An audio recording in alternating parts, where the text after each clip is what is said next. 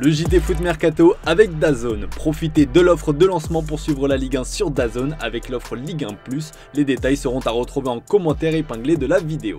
Bonjour à tous et bienvenue dans une nouvelle édition du JT Foot Mercato. On commence avec le Paris Saint-Germain qui retrouve le Parc des Princes ce soir face à Angers plus de 3 mois après leur dernier match disputé à domicile. Un retour qui s'effectue sans que Vishakhvarashkelia, le Géorgien, ne figure pas dans le groupe parisien après une gêne musculaire. De son côté, Joao Neves, suspendu à Nantes, sera quant à lui bien présent. Coup d'envoi à 20h45. Pour rappel, la rencontre est à suivre sur DAZN avec l'offre Ligue 1+.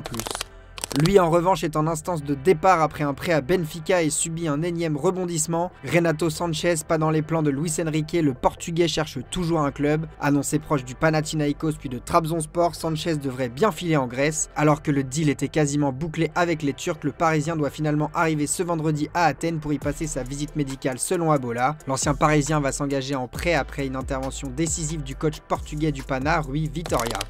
Chez le rival marseillais, c'est le feu depuis l'altercation survenue vendredi entre Adrien Rabiot et Jonathan Rowe, celle-ci provoquant l'exclusion des deux joueurs de l'OM incités à trouver une porte de sortie. Après les propos sulfureux de Véronique Rabiot hier, la réponse de Roberto De Zerbi était attendue. Présent en conférence de presse avant le match face au Paris FC, l'entraîneur italien n'a pas mâché ses mots. J'ai eu plus d'attention, plus de câlin pour son fils que pour Alfredo qui est mon fils. Donc c'était un choix juste, c'était un choix qui était une décision qui était temporaire parce que nous on était très liés avec Rabiot, on l'apprécie fortement en tant qu'homme. Vainqueur de l'OM lors de la première journée, le Stade Rennais a trouvé son nouvel attaquant. Après le départ d'Arnaud Kalimuendo vers Nottingham Forest, Loïc Désiré a multiplié les pistes pour le remplacer. Les noms de Louis Munteanu, Brian Brobet ou encore Mathis Ablin sont revenus. Les Rouges et Noirs avaient même un accord avec Esteban Le Paul, mais c'est bien Konrad Harder qui devrait arriver sur les bords de la Vilaine. Doublure la saison dernière de Victor Gyökeres au Sporting, Konrad Harder sort d'un premier exercice intéressant avec 11 buts et 7 passes décisives en 47 matchs. Selon Abola, le joueur danois faisait l'objet d'une rude bataille entre le Stade Rennais et l'AC Milan. L'attaquant de 20 ans aurait donné sa priorité au club breton où il estime avoir plus de chances d'être titulaire pour se développer. Après une première offre rejetée, les Bretons sont revenus à la charge avec une proposition supérieure à 20 millions d'euros. L'optimisme est donc de mise pour une finalisation du dossier ce vendredi et l'ancien joueur de Midtjylland est désormais tout proche de rejoindre la Ligue 1. Un autre joueur qui évolue à Midtjylland pourrait l'imiter. Selon nos informations, un club français dont le nom n'a pas filtré a fait une offre de 25 millions d'euros plus 5 millions d'euros de bonus pour enrôler l'attaquant de Midtjylland Francolino Djou. Âgé de 21 ans, l'international bisso-guinéen a démarré fort la saison avec son club puisqu'il a marqué 8 buts en 9 matchs et suscite un grand intérêt chez un club français. Reste à savoir si cette offre suffira dans la dernière ligne droite du mercato. Sur le Rocher, à la recherche de liquidité en cette fin de mercato, l'AS Monaco pourrait sacrifier Sungutu Magassa, celui qui s'impose progressivement comme une pièce maîtresse et très courtisée cet été. Après Nottingham Forest et l'AS Roma, c'est au tour de West Ham de tenter sa chance. Selon nos informations, les Hammers ont proposé 16 millions d'euros plus 3 millions de bonus pour attirer le milieu monégasque de 21 ans sous contrat jusqu'en 2029. Un montant qui n'a pourtant pas séduit l'ASM qui a rejeté la proposition du club londonien qui a d'ores et déjà prévu de faire une contre-proposition à faire à suivre. À l'étranger, Hansi Flick continue de découvrir les galères du FC Barcelone pour l'inscription des joueurs. Si Marcus Rashford a pu être inscrit in extremis, ce n'est pas le cas de Rooney Bargi, Gérard Martin, Wojtek Szczesny ou encore Marc Bernal qui font toujours défaut. Pour régler ce souci d'inscription, le Barça doit dégager des liquidités et c'est le milieu Marc Casado qui a été annoncé comme prochain sacrifié pour le bien du club. Mais le coach allemand ne l'entend pas de cette oreille et compte garder le latéral espagnol issu de la Masia. Je lui ai parlé bien sûr, il ne veut pas partir et moi aussi je veux le garder. La saison sera difficile et nous avons besoin de tous les joueurs, il nous donne confiance et c'est ce que je recherche en tant qu'entraîneur. Nous voulons accomplir beaucoup de choses et c'est pourquoi nous avons besoin de tous les joueurs. Un coup dur pour sa direction, d'ailleurs Flick en a également profité pour rappeler qu'il ne comptait pas non plus se séparer de Fermín López. Je ne peux que répéter ce que j'ai dit, je ne veux perdre aucun joueur pour le moment, la saison sera difficile et nous avons besoin de joueurs de la qualité de Fermín. Il a très bien joué la saison dernière et en début de saison cette année, je suis satisfait de lui et je veux garder tous les joueurs, voilà qui a le mérite d'être clair.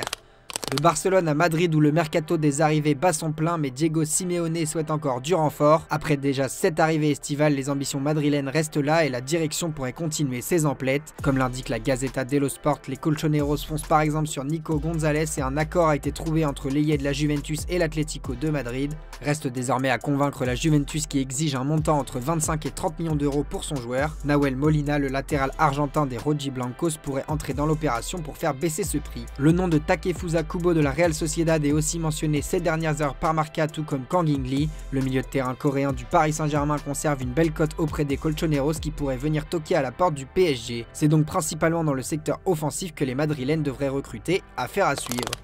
De l'autre côté des Alpes, Naples a déjà trouvé sa priorité pour compenser la blessure de Romelu Lukaku. Le club entraîné par Antonio Conte a placé Rasmus Højlund en tête de liste pour renforcer son secteur offensif. Les Azzurri, initialement intéressés par un prêt avec option d'achat, sont désormais prêts à investir entre 40 et 45 millions d'euros pour convaincre Manchester United et s'attacher les services de l'attaquant danois selon Sky Sport. Le joueur de 22 ans se montre lui aussi ouvert à un départ mais souhaite obtenir davantage de garanties pour la suite de sa carrière. Si Højlund reste la piste privilégiée de Conte, Naples n'écarte pas d'autres options. Artem Dovbyk de l'AS Roma et Nicolas Jackson de Chelsea font aussi partie des alternatives possibles.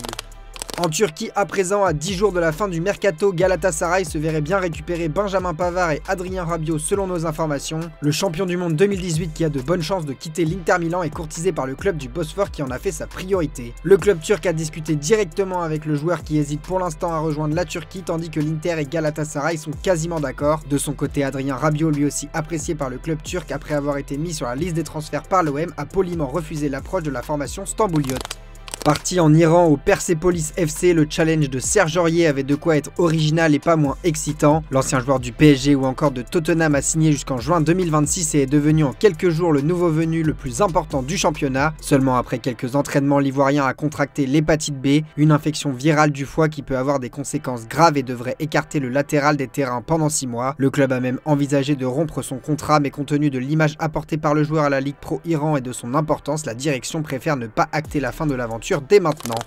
On passe aux officiels du jour avec Ruben Dias qui prolonge son aventure à Manchester City. Arrivé en 2020 pour 70 millions d'euros en provenance de Benfica, le défenseur central est devenu le pilier de l'arrière-garde des Sky Blues qui ont décidé de le récompenser malgré une dernière saison plus difficile. Le Portugais est désormais lié au club anglais jusqu'en 2029. C'était attendu, c'est désormais officiel. Ce jeudi, Nottingham Forest a annoncé l'arrivée de Douglas Luiz en provenance de la Juve. L'international brésilien de 27 ans débarque sous la forme d'un prêt assorti d'une obligation d'achat conditionnée à son nombre d'apparitions en première ligue.